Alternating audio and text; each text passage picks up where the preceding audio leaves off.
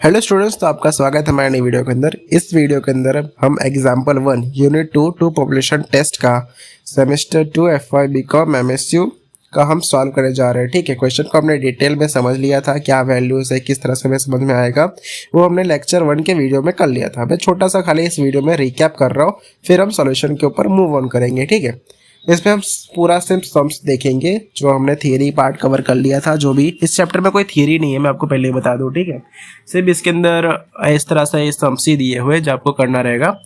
ठीक है, तो क्वेश्चन 1 जो एग्जाम्पल 1 है हमारा, उसमें सब कुछ वैल्यू दिया हुआ है, गिवन सब कुछ है। खाली हमें पहले पता करना है कि हमें नल हाइपोथेसिस और अल्टरनेटिव हाइपोथेसिस क्या लेना है। यानी पता कैसे चलेगा कि नल हाइपोथेसिस हमें ये वैल्यू लेनी है, ये लेना है, या सेंटेंस क्या करना है, ग्रेटर देन लेस देन की साइन कैसे करना है, कि डिफरेंशिएशन का क्या आएगा।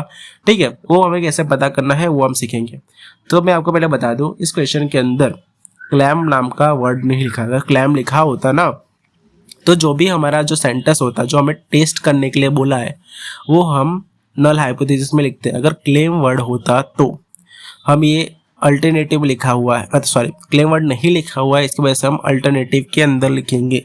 इसमें क्या बोला, आप पढ़ो, टेस्ट वेदर, ऐसा नहीं बोला क्लैम, नहीं, टेस्ट वेदर लिखा है। मेथड 1 इज बेटर, बेटर है फॉर प्रोसेसिंग के लिए, प्रोडक्ट को प्रोसेसिंग के लिए मेथड 1 जो है वो बेटर है, ये हमें पता करना है। ठीक है, तो हम ये यही लिखेंगे सीधा, जो हमें टेस्ट करने के लिए बोला है ना, वही हम अल्टरनेटिव में लिख देंगे। अगर क्लैम वर्ड लिखा होता तो ये जो सेंटेंस है जो टेस्ट करने के लिए बोला गया है, वो हम नल हाइपोथेसिस में लिखते हैं, बट ये हम अल्टरनेटिव में लिख रहे हैं क्योंकि क्लैम वर्ड नहीं बोला है। आप समझ गए इतना? ठीक है, अब यही लिखना है। और हमें पहले मैं आपको बताता हूँ म्यू 1 म्यू 2 कैसे लेना है।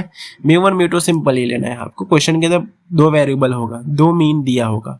ठीक है, जैसे इसमें लिखा भी है मीन स्ट्रेंथ ऑफ 106 मेथड 1 से और 100 फ्रॉम मेथड 2 से। तो वही लेना आपको। मीन 1 क्या है हमारा, मेथड 1। मीन 2 क्या है हमारा, सेकेंड मेथड है हमारा म्यू 1 और म्यू 2। ठीक है, चीज से आपको पता चल जाएगा। आपको अगर सेंटेंस में अगर लिखना है, यानी सिंबल साइज में, कि ये मेथड इससे बेटर है, यानी मेथड 1 है जो बेटर है फ्रॉम मेथड 2 से। ठीक है, उसको कैसे लिखोगे, म्यू 1 इज बेटर, यानी कि greater than mu 2। Greater than की साइन क्यों लगाया, क्योंकि इस पे क्वेश्चन में लिखा है कि जिसका स्ट्रेंथ ज्यादा होगा उसको हम प्रीफरेबल करेंगे, और हमें टेस्टी बोला है कि मेथड 1 की स्ट्रेंथ ऐसा ज्यादा है। इस तरह से तुम्हें चेक करना है। ठीक है, तो आप समझ गए कि साइन क्यों लगाया है, म्यू 1 के साइड में इस तरह है क्या, और जो अल्टरनेटिव आएगा ना उसका सीधा अपोजिट कर देना है, यानी लेस देन की साइन और इक्वल टू। ठीक है, इस तरह से आपको म्यू 1 अल्टरनेटिव नल हाइपोथेसिस समझ में आ गया होगा। ठीक है, कुछ डाउट आता है तो कमेंट करना, मैं उधर आपको एक्सप्लेन कर दूंगा, या फिर सेपरेट हम वीडियो इस पे एक बना लेंगे।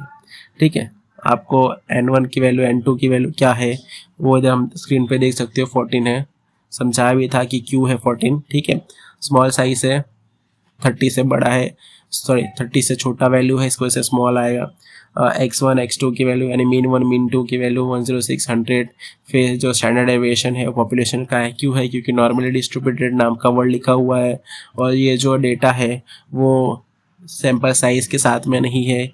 साथ में होता तो ये सैंपल का डेटा होता, बट नहीं है, इसकी वजह से स्टैंडर्ड डेविएशन है। दूसरा कि नॉर्मल डिस्ट्रीब्यूशन नाम का वर्ड लिखा हुआ है, तुक्केबाजी है, एग्जेप्शंस किया गया है, इसकी वजह से ये जो डेटा है वो पॉपुलेशन का है। ठीक है, इसकी वजह से ये नोन आएगा। अब हमें पता चल चुका है कि जो हमारा जो डेटा दिया है वो स्मॉल का है और अननोन, सॉरी नोन का है। ठीक है, तो उसके हिसाब से हमें अपना जो मेथड है वो चूज़ करना पड़ेगा। तो जैसे मैंने 3 मेथड आपको बताया था, 3 मेथड कौन सा लगेगा, सिंपल सा बात है, जो उसमें कंडीशन मैच कर रही होगी वो आपको मेथड लगाने का। तो उस मेथड के अकॉर्डिंग हमें जेड कैलकुलेट का मेथड लगाना है। जेड कैलकुलेट में आपका जो मेथड है x1 minus x2 under root में, फिर आपको स्टैंडर्ड डेविएशन ऑफ 1 का स्क्वायर, स्टैंडर्ड डेविएशन ऑफ 2 का square divide by n1 plus n2, आपको ये फॉर्मूला लगाना है, फिर सॉल्व करना है। 106 माइनस 100, फिर 12 का आपको स्क्वायर करना है। क्यों करना है, क्योंकि हमारा जो फॉर्मूला है वो सिग्मा 1 का स्क्वायर है।